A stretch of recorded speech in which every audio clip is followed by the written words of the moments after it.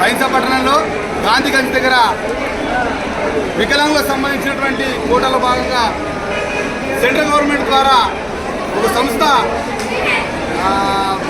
Attachment తీసుకొని ఆ సంస్థ ద్వారా ఏదైతే వికలాంగులు ఎవరైతే కళ్ళు లేని వాళ్ళు, అదేవిధంగా చేతులు లేని వాళ్ళు, ఫిజికల్ సంబంధించినటువంటి ఎవరైతే ప్రాబ్లంలో ఉన్నారంటారో, వికలాంగత్వంలో ఉన్నారో ఎవరైతే ఉంటారో వాళ్ళందరికీ కూడా ఆ సంస్థ ద్వారా వాళ్ళకు కళ్ళజోడు కానీ, కర్రలు కానీ, వికలాంగులకు వీల్ చైర్స్ కానీ, మొబైల్స్ కానీ ఇలాంటివన్నీ ఇస్తామని చెప్పడం జరిగింది.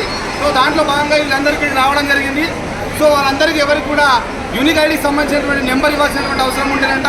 కానీ అది సెంట్రల్ గవర్నమెంట్ సంబంధించినటువంటి అలాట్మెంట్ చేయాలి ఆ నెంబర్ని.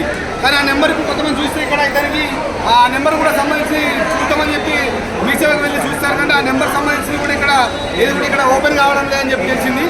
ఆ ఓపెన్ కాకపోవడం కారణం ఏంటంటే సెంట్రల్ గవర్నమెంట్ ద్వారా వచ్చేటువంటి ఆన్లైన్ సిస్టమ్ ఏదైతే ఉంటుందో అది పూర్తి స్థాయి ఇప్పుడు ఇక్కడ రావట్లేదని చెప్పి వికలాంగులు ఉన్నటువంటి వ్యక్తి చెప్పడం జరుగుతుంది. అయితే వాళ్ళకి ఎవరికి కూడా ఈ యూనిట్ లేకుండా ఈ సంస్థ వాళ్ళు ఎవరు కూడా ఈ సదరం ఐడి క్యాంపు నుంచి వచ్చేటువంటి సర్టిఫికేట్ ఎవరు కూడా ధృవీకరించడం లేదు. కాబట్టి ఆ యూనిక్ ఐడి ఖచ్చితంగా మస్ట్ ఇంపార్టెంట్ ఉండాలంట అని చెప్పి చెప్తా ఉన్నారు.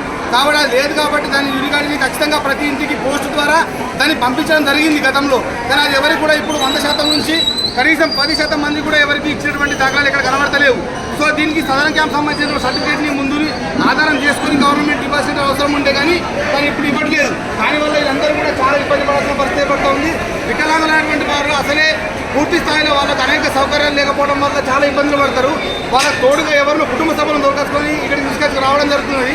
అలాంటి వారు ఇలా చాలా అవస్థలు పడి ఎలాంటి ఫెసిలిటీస్ లేకుండా ఇలా ఇంత ఇబ్బంది పడుతున్నటువంటి వాళ్ళందరికీ కూడా ప్రభుత్వం వెంటనే ఏదైతే ఈ సంస్థ సంబంధించినటువంటి ఎవరైతే నిర్వాహకులు ఉన్నారో వాళ్ళకు వెంటనే చెప్పి ప్రతి గ్రామంలో వాళ్ళకి సంబంధించినటువంటి వివరాలను సేకరించి అక్కడే గ్రామ పంచాయతీలోనే సెక్రటరీ మిగతా సంబంధించిన సర్పంచ్ మిగతా వాళ్ళు ఉంటారు కాబట్టి వాళ్ళందరి ద్వారా దీనికి సంబంధించినటువంటి ఐడిని అదేవిధంగా పరికరాలన్నింటినీ కూడా ఇచ్చే విధంగా చేయాలని చెప్పి మేము డిమాండ్ చేస్తాము. లేకపోతే మాత్రం ఖచ్చితంగా ఈ పెద్ద ఎత్తున CDP ఆఫీస్ ముందర ధర్నా చేయడానికి కూడా సిద్ధంగా ఉన్నామని తెలియజేస్తాము.